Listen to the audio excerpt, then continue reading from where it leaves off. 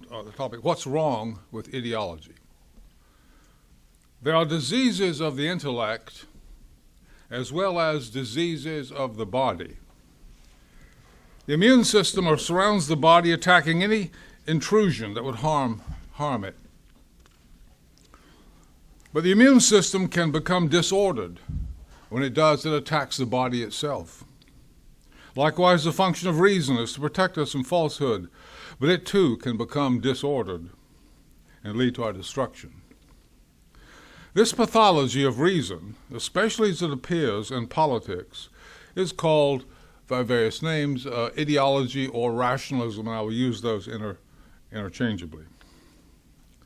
There were intimations of it among the ancient Greeks, but as a disorder of society, it is peculiarly modern, probably just a little over 300 years old. David Hume described it in 1752 as, quote, the most remarkable phenomenon to have appeared in human affairs, end quote. So it hasn't always been around as an everyday thing. The disease begins with what seems a plausible demand, namely that reason should separate itself entirely from tradition. Why? Well, because reason is supposed to be self-critical, universal, and timeless, whereas tradition is rooted in authority, a particular culture, not to mention myths, prejudices, and old wives' tales. So the first principle of the ideologue seems fairly reasonable. That is, we should presume the whole of tradition, not part, but the whole of tradition false until shown otherwise. But is this possible? Let's consider something eminently rational, like the metric system. Since it is based on the decimal system, it seems more rational than the archaic English system, with its standard based on the king's foot having 12 inches, the yard having 36, and the mile having 5,280 feet. Viewed abstractly, it seems free of the particularities, quirks, and authority of tradition. But the abstract system, the metric system, the abstractly, does not tell us how long a meter is. It could be this long, or this long, or this long. Without knowing that, we cannot measure anything. The standard meter was established in 1799. And it was a particular iridium bar of a particular length placed in a particular glass case in a particular building in Paris and authorized by a particular French government. Here we see that rationality, even of the metric system, is as dependent on the particularisms and quirks and authority of tradition as is the irrational English system.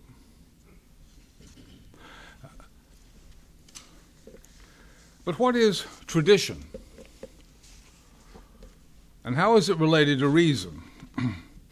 Philosophers distinguish two kinds of knowledge, which they often call knowing that and knowing how.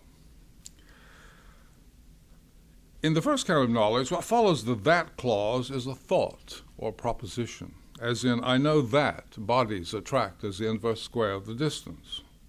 Or I know that the population of Scotland is under 6 million. But in the second kind of knowledge, what follows the how clause is not a proposition, but an action. I know how to speak French. I know how to perform neural decompression surgery. Here, what one knows is not exhibited in a proposition that is true or false, but in the successful action of a practice. So we may explain tradition as an extended order of practices binding together generations over time. These include the practice of language, of religion, law, medicine, music, cooking, marriage, and burial practices, and so on. A tradition cannot be defined since it is in constant change. But since it doesn't change all at once, there is a solid core that extends over time. A tradition contains both the wise and foolish, the noble, the ignoble, the beautiful, the vulgar, the pious, the impious. All of these things belong to it and exhibit its peculiar tenor, style, and idiom. Now, in knowing how, we possess the power to act successfully in one of the practices of tradition. That power, however, cannot be perceived.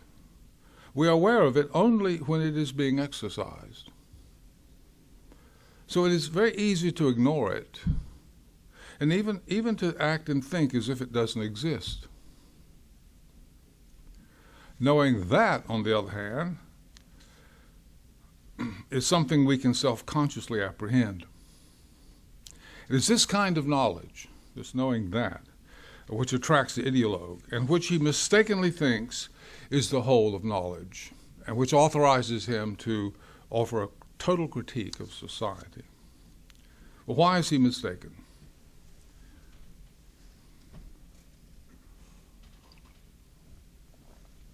Why isn't knowing that the primordial form of knowledge?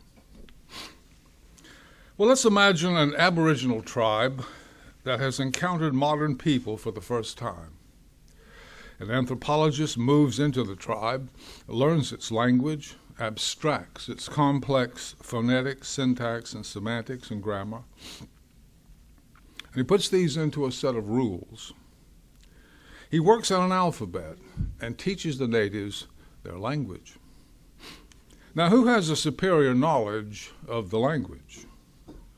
It might seem the anthropologist, because he alone knows and can explain the complex rules of the language. But we forget that it was the tribe that created that complex language, syntax, semantics, phonetics in the first place. They created it, and they alone knew how to speak it correctly. You see the point? The anthropologist simply learned it from them, and he abstracted and formalized their knowing how to speak it correctly.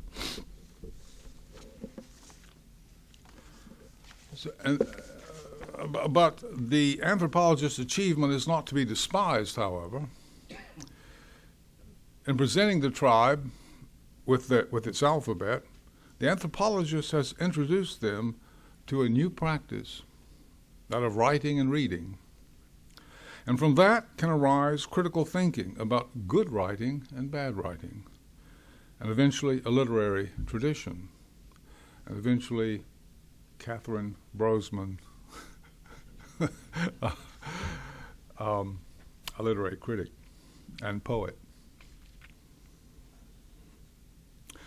Okay, it was not the self-conscious apprehension of the grammatical rules that guided the tribe in acquiring the power of correct speech, but their initiation into the language under the authority of tradition and master craftsmen of the language, their parents and the tribe. The same is true of the abstract principles and rules of science, religion, indeed all practices. The Nicene Creed, for example, is an abstraction from Christian practice and tradition. Some people think of it as the essentials and guide of the faith, but it is not. The faith was correctly known before the creed was formulated. Christianity was originally called the way. It was a way of knowing how to love God and your fellow man. It was an order of practices into which one had to be initiated as a catechumen. If the Christian tradition ceased to exist and was no longer practiced, it would not be possible to reconstruct the religion by using the abstractions of the Nicene Creed, because there would be no authority in a living tradition to determine a correct interpretation. But if the ideologue is wrong in thinking rational criticism can be separated from tradition, then what is the relation between tradition and rational criticism? I mean, where do we get rational criticism if we have to have tradition If reason is tradition-laden, then how do we explain rational criticism? Well, the ideologue presumes that tradition as a whole is to be thought of as false unless shown otherwise by critical thinking. By contrast, true rational criticism assumes that tradition as a whole is assumed innocent or is assumed true unless shown otherwise by critical thinking. See the difference. Rational criticism occurs. Why do we need rational criticism? Well, it occurs when loyal and skillful participants in a tradition discover an incoherence that demands attention. The question for inquiry then is whether, intubated in the tradition, are the potentialities which could be used by skillful participants to fashion an innovation that could overcome the incoherence and restore the tradition. That might not be possible, but if it is done, the solution can be said to be a rational solution to the incoherence. Now that is the basic structure of all rational criticism in science, morals, law, religion, and so on. For example, the various councils of the Christian Church, Nicaea, Constantinople, Ephesus, and so on, were rational solutions to the incoherences arising in the Christian tradition. Niels Bohr's ingenious quantum mechanics was a rational solution to the incoherences in the Newtonian mechanics discovered by Ludwig Boltzmann. It's the same. Rational criticism is the same in all traditional practices. A standard objection to this is that a tradition could harbor an error so deep in its structure that it could never be discovered, because every exercise of the tradition's practices would indirectly confirm its validity. What will you do then?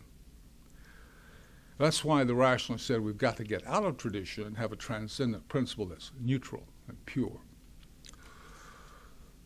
Now, if there were such principles, we should certainly avail ourselves of them, but they simply do not exist.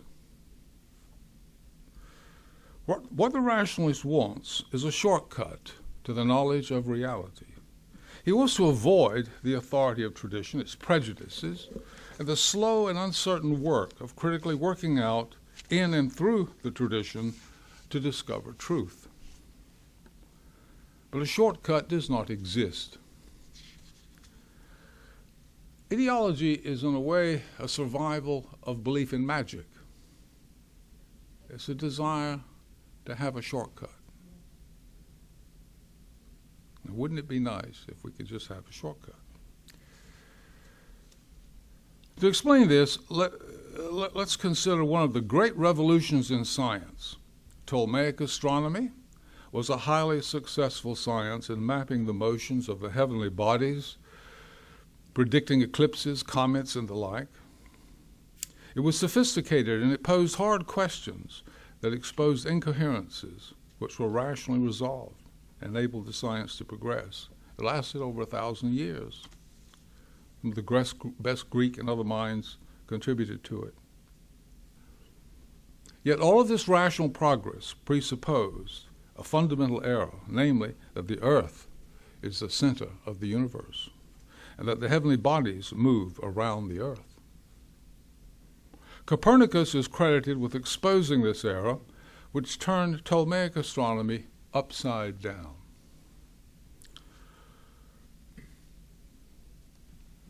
Modern rationalists tend to see Copernicus as a kind of oppressed liberal thinker, struggling against the ingrained prejudices of an outdated Ptolemaic science.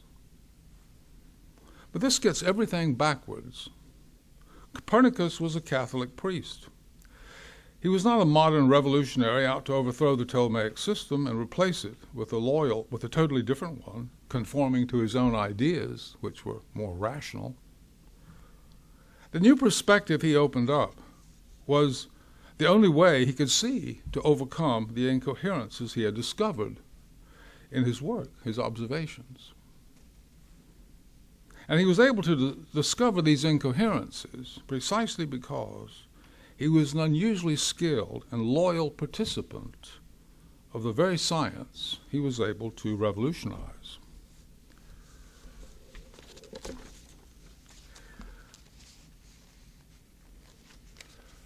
He didn't overthrow Ptolemaic science so much as he reformed it because its other discoveries remained. They were just seen in a different light. Since the ideologue rejects tradition as a whole,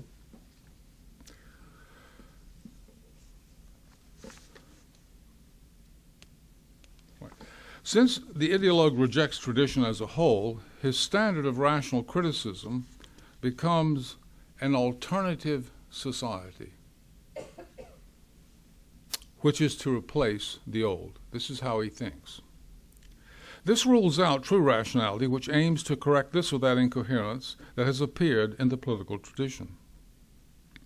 The ideologue, however, is not interested in reform, but only in total transformation. During the French Revolution, a member of the National Assembly put it very clearly, quote, "All the establishments in France crown the unhappiness of the people. To make them happy, they must be renewed, their ideas, their laws, their customs, change things, words, destroy everything. Yes, destroy everything. Then everything is to be renewed," end quote, clean, spotless. And Gloria Steinem later remarked that to be interested in reforms for women was one thing, to be interested in the total transformation of society is feminism. How does the ideologue come to reject the whole of society? He becomes obsessed with one ill in society, and he uses that as the key to defining the whole. For example, for Marx, it was class struggle. He wrote, quote, "We are not interested in a change in private property, but only in its annihilation, not in conciliation of class antagonisms, but in the abolition of classes, not in reforms of present society, but in the foundations of a new one," end quote. For feminists, this obsession is with patriarchal society. For critical race theory, it is white supremacy. Susan Sontag wrote in 1969, and that was at the beginning of political correctness. We didn't have a name for it then, but I think it begins about then. And she says, quote, "The white race is the cancer of human history," end quote. In other words, it's the key to understanding misery of human history. That was so absurd. I mean, if someone said the Jews in 1930 were the cancer of German society, I mean, what's the difference? There's no difference. And yet, here's the thing. Susan Sontag was a respected pundit. And today, elite universities have programs called White Studies, which teach that the achievements of white people are at the expense of people of color. These studies, you find them everywhere. I couldn't believe they existed when I first heard about them, but there they are, Princeton, Yale, and they filtered on down to the high school level or lower. For 2 generations at least, Americans have been subjected to the chant that America is a, quote, racist, sexist, classist, homophobic society, and now trans-homophobic society. Transgender homophobic, I can't get it right, transgendered homophobic society. This ideological criticism of society is destructive because ideology makes rational discourse impossible. Why? Because it inverts the meanings of things. Critical terms like justice, reason, oppression, human rights, rule of law, democracy, property, tolerance, and the like have meanings rooted in the knowing how of tradition. In displacing tradition-laden society with an alternative society, the meaning of these terms is transformed. We have the same words, but with meanings springing from two parallel universes of discourse. This is why there's no rational discourse possible. An example, just another example, Proudhon, a major 19th century French critic, and I think had some good insights here and there. He wrote a famous book titled, What is Property? But he spoiled the whole thing. In it he taught that, quote, this is a quote, property is theft. Property is theft. That sounds deep. It's world inverting. But as we know, theft is taking someone's property. So property can't be theft. What he means, of course, is that true property exists in the alternative world he has imagined, and by that standard, property in this world is theft all the way down. Totally. Rational discourse with such a person is impossible. Ideological discourse is not in the interest of truth. It is an instrument of power used to subvert confidence in society, a tradition-laden society. If you're going to totally replace it, you've got to get people off of it, lose confidence in it. This is why the ideologue's language vilifies and encourages violence. It doesn't always do that, but it's quite natural for it to do it. You can't seriously talk about displacing the whole of society without at some point entertaining violence for the stubborn. Though absurd, ideological criticism is successful because Americans and Europeans have long been educated in an ideological style of thought. Now remember, ideological thinking as a mass phenomenon is not all that old. I would say it goes back in England, in English language, to about the English Civil War.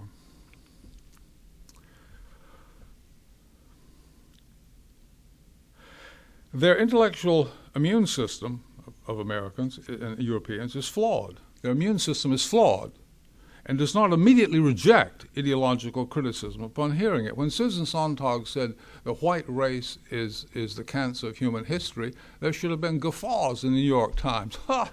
What is this? What a loony. It didn't happen. People cowered. Oh, well, maybe, we're guilty. The immune system didn't work. It was frayed. Slavery, This is true even of so-called conservatives as well as liberals. For instance, President Ronald Reagan, darling of conservatives, was fond of quoting Thomas Paine's remark that we have it within our power to begin the world anew. He said that many times. We have no such power, and if we did, we shouldn't exercise it. Fortunately, we don't know how to do that.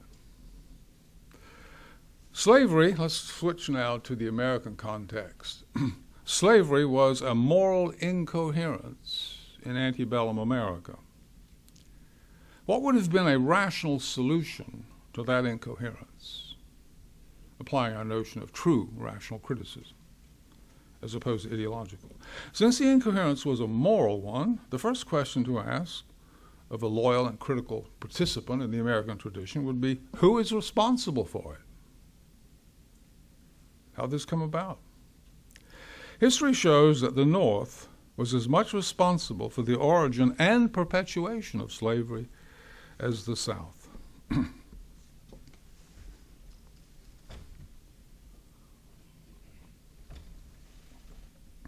New England brought the slaves over, beginning in the 17th century, almost exclusively from New England.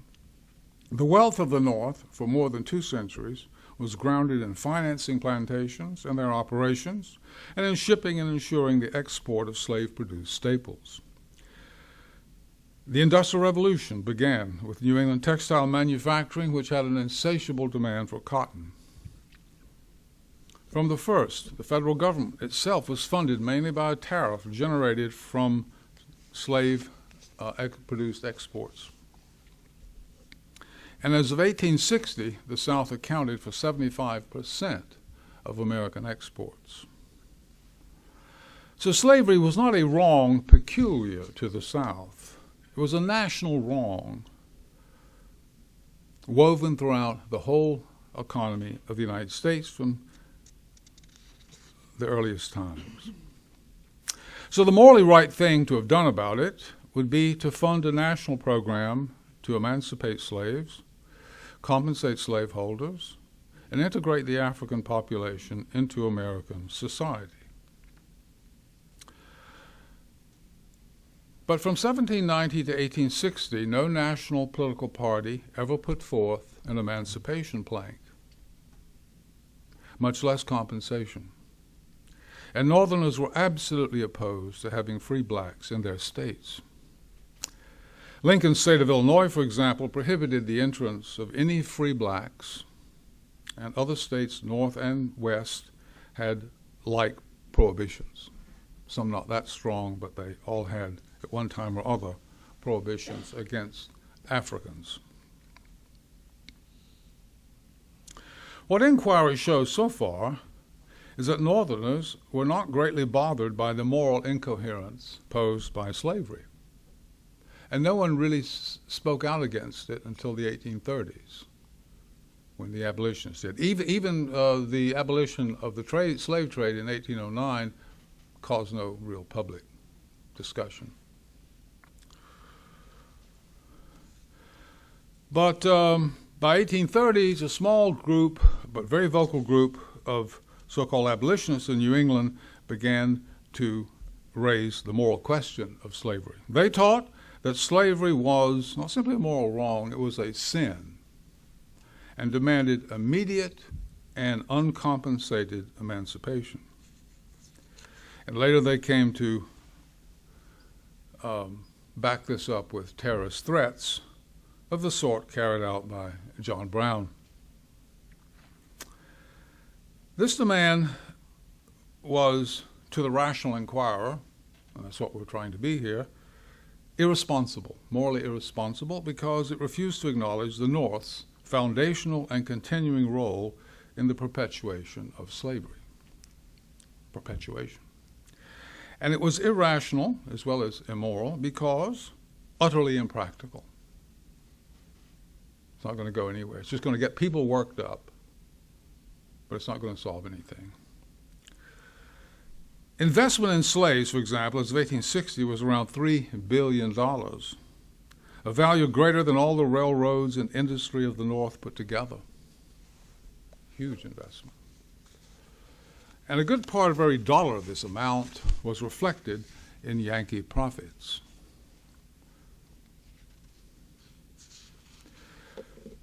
Prior to the Industrial Revolution, which really kicks in the 1850s, the business of America was just exporting slave-produced staples. That's what its business was. South did 75% of that export business. Now, the South would not sacrifice $3 billion without some Northern compensation. So the thing was just not going to, it was impractical. Since Northerners were not interested in a nationally funded program of emancipation, compensation, and integration, the rational solution to the moral incoherence posed by slavery, as of 1860, the only thing left was for each state to work toward emancipation in its own way. After all, there was a long-established emancipation tradition in the South going back to Jefferson, Randolph, and many others. Robert E. Lee, for example, wrote in 1858, quote, "There are few, I believe, in this enlightened age who will not acknowledge that slavery as an institution is a moral and political evil," end quote. He believed, quote, "however, that emancipation will sooner result from the mild and melting influences of Christianity than from the storm and tempest of fiery controversy. This influence, though slow, is sure, and he urged that we should, quote, give it the aid of our prayers, end quote. So he's talking about people who want a shortcut to the slavery issue. They don't want to work through rationally and morally the traditions of practices they've all inherited to solve it. And what he calls fiery controversy is he's confronting these world inversions, you see, that admit of no rational discussion. It's fiery. It's a convulsion. What are you going to do with it? What can you say to it? When Lee wrote, nearly half the blacks in Maryland were already free, having purchased or been given their freedom. And before abolitionist agitation began in the 1830s, there were considerably more anti-slavery societies in the South than in the North. Southern anti-slavery societies, and also they were not ideological, those in the South. They had practical, realizable goals, and they did not hate Southerners. But you don't hear much about them.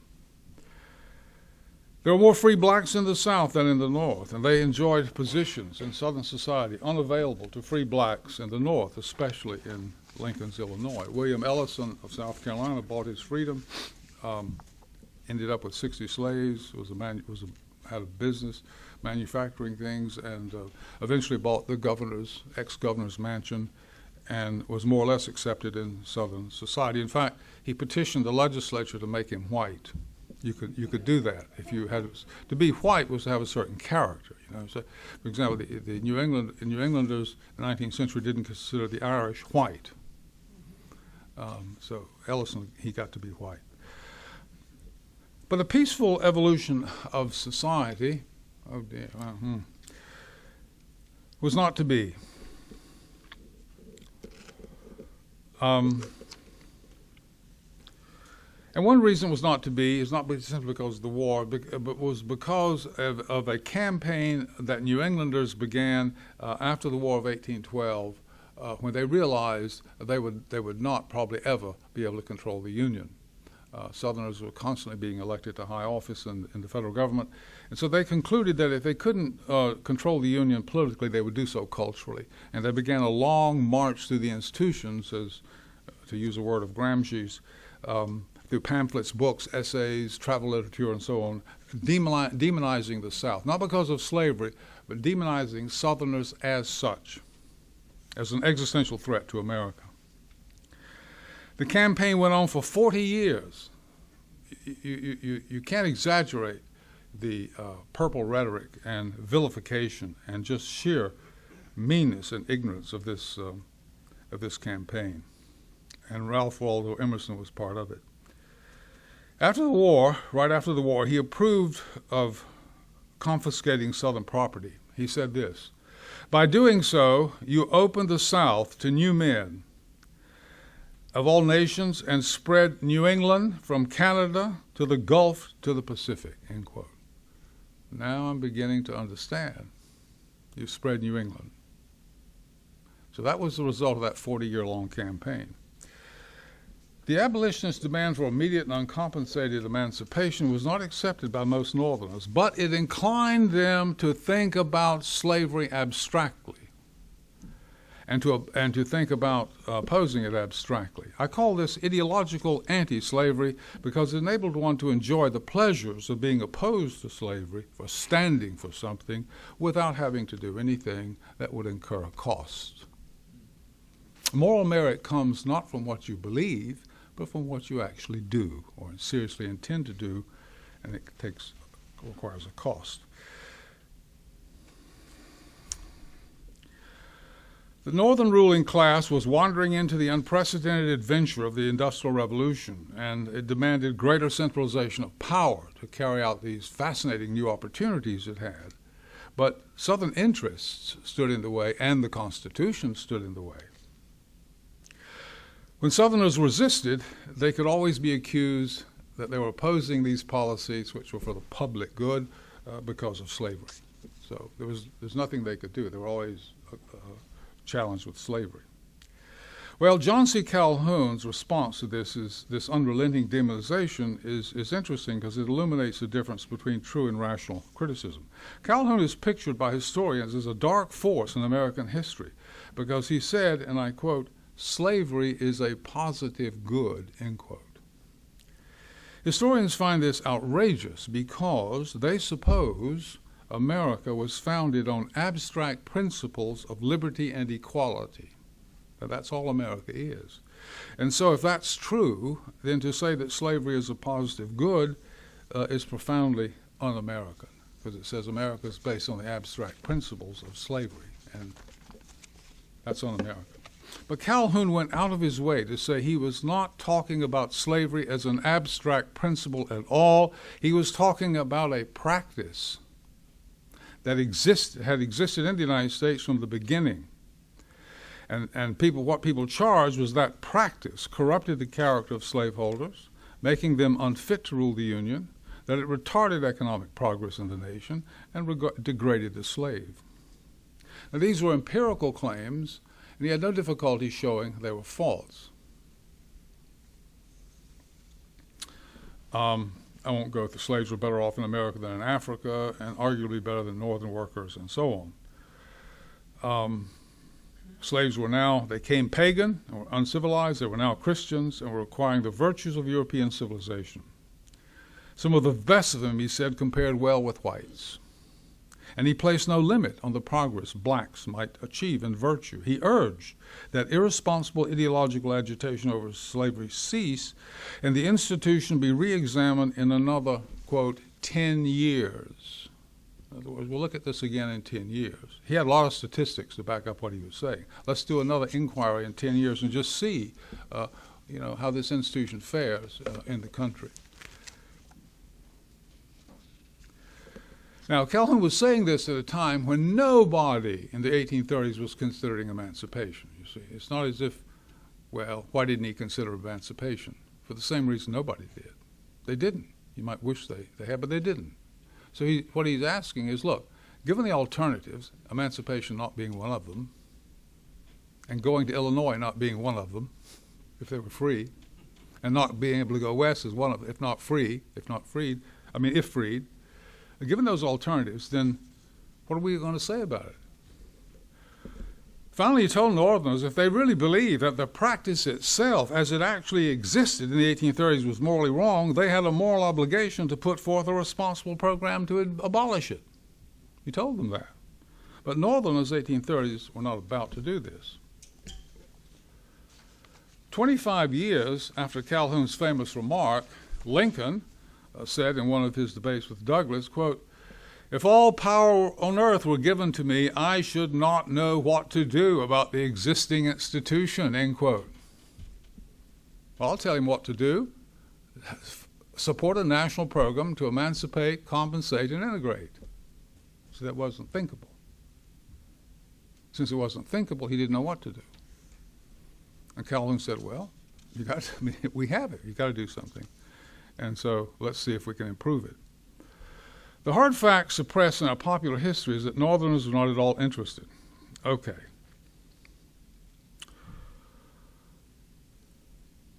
Now, there's one thing I want to say a little bit about in the short time we have left, and that is that Northerners were not interested in blacks being integrated into Northern society.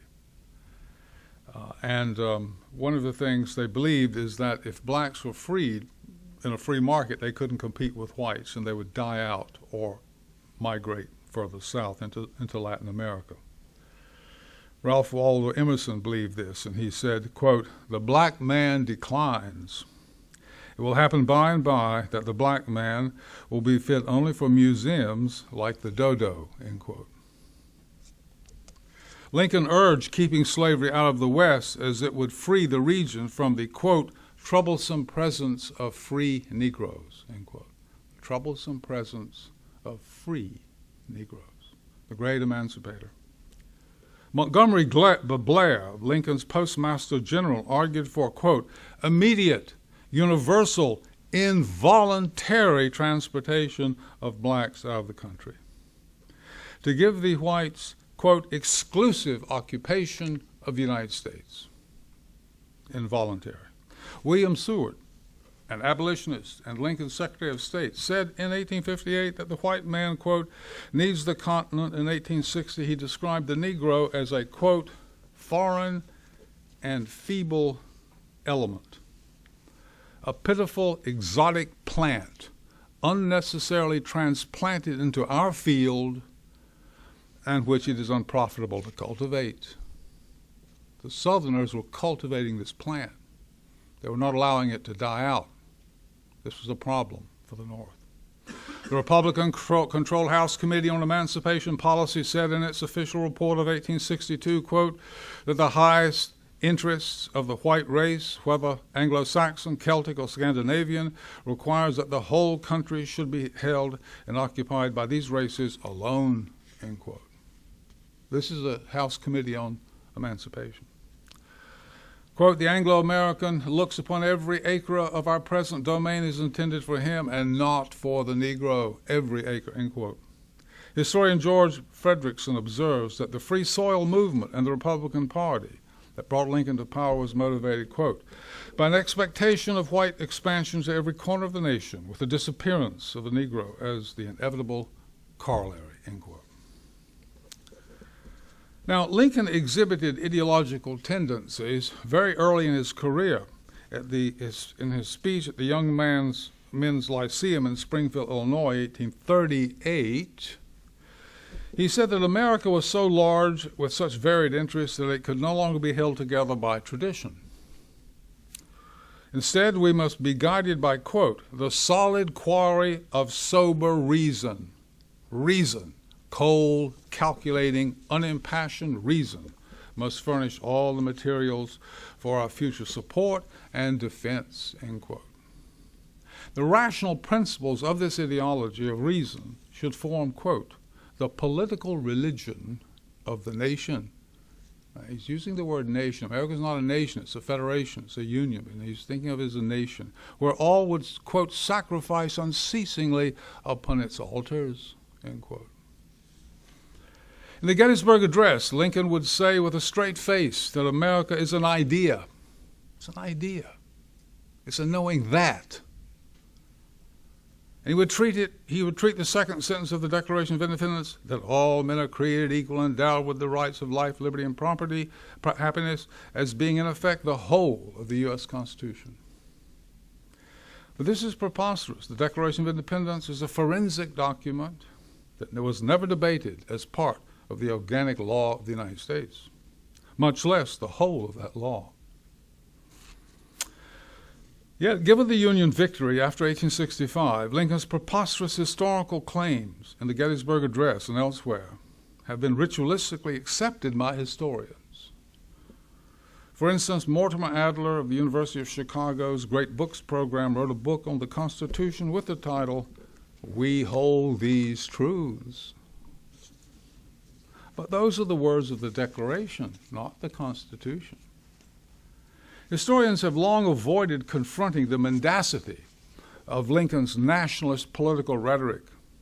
Recently, however, some Lincoln scholars have come to acknowledge the great lie he told and have even praised Lincoln for promulgating it. That's one of the good things about postmodernism. It lets it all come out. It doesn't worry about it because it's all power and we've got it, so they have it. So anyway, here's some examples. Gary Wills, in his book Lincoln at Gettysburg, described the Gettysburg Address as, quote, the greatest open-air sleight of hand presented before an unsuspecting people in American history. Open-air sleight of hand. Likewise, George Fletcher of Columbia University Law School sounds the same theme in his book, Lincoln's Secret Constitution, how Lincoln redefined American democracy. He's redefined it. All by himself.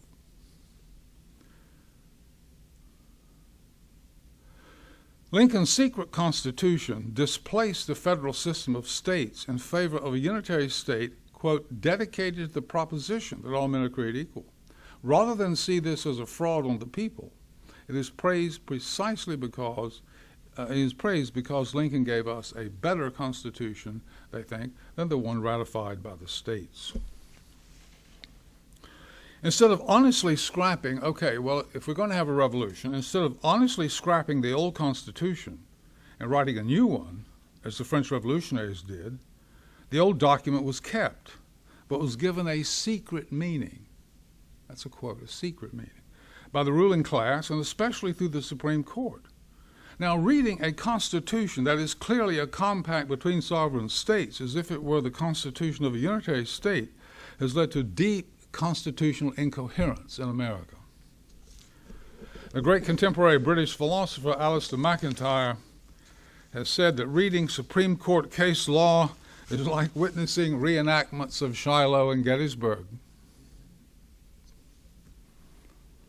During the election of 1860, Lincoln heated up passions by describing the conflict between North and South as a conflict between abstract moral ideas, between those who think, as he said, quote, that slavery is right, but then those who think that slavery is wrong and shouldn't be allowed to expand.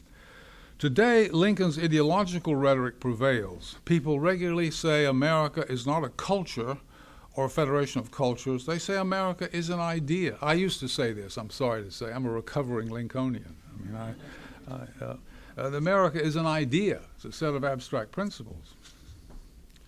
Nearly a century after the Gettysburg Address, Richard Hofstadter of Columbia University could say, quote, "It has been our fate not to have an ideology, but to be one." Just to be one, end quote. Alan Bloom of the University of Chicago thinks that the greatness of America is that it is an ideology. It doesn't have one, it just is one. America, he says, quote, is actually nothing but a great stage on which theories have been played out as tragedy and comedy. This is a regime founded by philosophers and their students. It's a Straussian seminar in Chicago. America, he says, is completely emancipated from history and tradition. Quote, all the recalcitrant matter of the historical is gave way to the philosophical ought to be, and meekly submitted to the yoke of philosophic science. Other people were autochthonous, deriving guidance from the gods of their various places. When they too decided to follow the principles we pioneered, they hobbled along awkwardly, unable to extract themselves gracefully from their pasts. And this Bloom wrote a book called The Closing of the American Mind, which was widely praised by conservatives. I knew Bloom. I didn't know him well, but he laughed at that. They didn't understand what he was doing. Of decentralized Jeffersonian federalism, which they knew in the gut, which paid attention to actual practice, and Lincolnian ideology, which did not. Wilmore Kendall was a brilliant political thinker from Oklahoma who taught at Yale until they found out what he really was and they tried to get rid of him. He died in 1967, writing before and during the centennial of the War of 1861-65. Kendall stood at the watershed when America's Anglo-Protestant civic roots could still be affirmed and when that affirmation was being challenged by the Lincolnian claim that America is and has always been an ideology. Kendall asked himself what would happen if Americans took seriously and tried to actually act out the Lincolnian claim that America is not a federal order of traditions and cultures, but an ideology. That, he said, would launch, quote, the nation upon a political future, the very thought of which is hair-raising, a future made up of an endless series of Abraham Lincolns, each persuaded that he is superior in wisdom and virtue to the fathers, each prepared to insist that those who oppose this or that new application of the equality standard are denying the possibility of self-government, and each willing to plunge America into civil war rather than concede his point. And off at the end, of course, the cooperative commonwealth of men who will be so equal that no one will be able to tell them apart, end quote. See, if you're into total criticism, you can't pull back. You can't say, oh, I made a mistake. It'll be a total mistake. Reform enables you to pull back. Oh, we went too far. We're trying to reform, went too far. In the America of Lincoln's rhetoric, we seem to have the perfect rationalist regime. And I'm going to say just a little something about human rights, or natural rights, which are the egalitarian principles. And I have to be careful because, if you trash human rights, you get in trouble. And I don't want to trash human rights. Everybody believes in human rights. Communist Chinese talk about them. Everybody does. But they don't have the same traditions to give those words meaning. It's as if everybody talks about the metric system, but they all have their own notion of how long it is. But they come up with different links to the metric system. They can't measure anything. They can't build anything.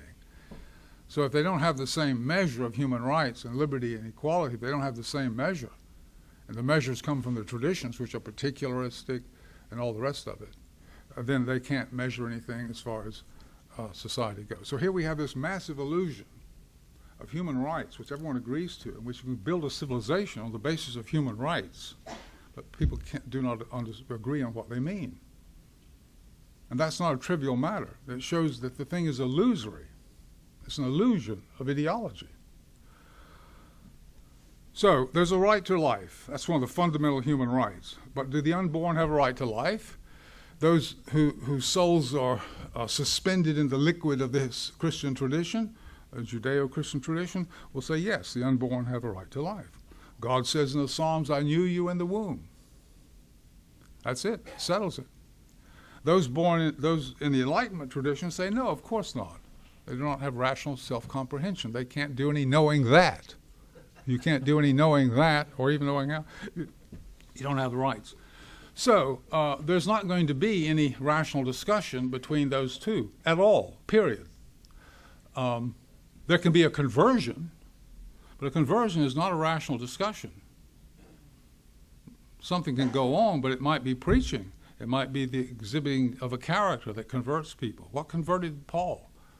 What converts somebody from Islam to Christianity? This is a mystery. It happens, but it is not the same thing as rational change. Rational change is a different kind of thing. And it presupposes a tradition. If you do not have a common tradition, a moral tradition, you cannot have any rational change or rational discussion. This is why it's so important to have a fairly homogeneous, culturally ordered society where people have social trust and can engage in something closely approximating rationality.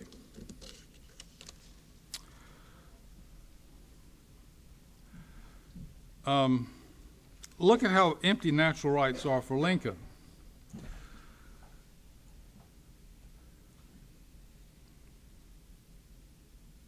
He said at one point that there's a natural right for a man to eat the bread that has been produced by the sweat of his brow. And that's Lincoln telling it like it is. We just have this right. What he didn't say is that his state of Illinois would not allow any free blacks to even enter the state so they could earn their bread, much less eat it, you see. So he's getting away with this ideological anti-slavery talk, which hits you in the face. Well, yeah, I guess a man has, and slaves don't have this right, supposedly. But he doesn't look at the whole picture. He's an ideologue. Fogler and Engelman, by the way, point out that the slave diet contained more of the nutrients for good health than the American diet of the 1960s. And slaves consumed 90% of what they produced. So they did eat some of the bread they produced. That's not to say slavery was right, but they said that the bread part was not too bad. Okay. Abstract natural rights or human rights cut free from tradition cannot build a civilization. But they can be used to subvert confidence in a civilization. Human rights can be used to subvert confidence in the American tradition or any other tradition. Human rights serve in America and in Europe today as an acid eating away at traditional Christian society and civilization. The world inversion of marriage is a telling example. The great activity of our time is defending this or that policy in terms of abstract principles of human rights or natural rights. Because the principles are abstract and are supposed to be independent of tradition, they are either empty or the playthings of ideologues who assert them. We should therefore think twice before entering such debates. The danger is that by taking them seriously, we should become victims of ideology ourselves and start thinking in the same way. How we discuss things with these people is another matter, but we cannot seriously entertain the debate. We should always keep in mind that the real controversy is not over the true meaning of natural or human rights. Such abstractions have no true meaning. There's no true meaning to the metric system without knowing what the length of the meter is. The real clash is between the suppressed historic moral traditions which the rationalist ethics of human rights does not allow to be mentioned in the debate. And this confronts us with the deepest problem of rationality. Namely, how one moral tradition can rationally defeat another when there is no neutral third position and when both employ different criteria of rationality, truth, and justice. This is a problem of rationality we face. I'm not going to discuss it. That's a topic for another day. But insofar as rationality is concerned, that is what's going on. And so maybe we have to think about conversions, not rationality. In other words, a rhetoric that somehow changes the hearts of people, but don't think that we're engaged in rational discussion of something rational like human rights. Thank you.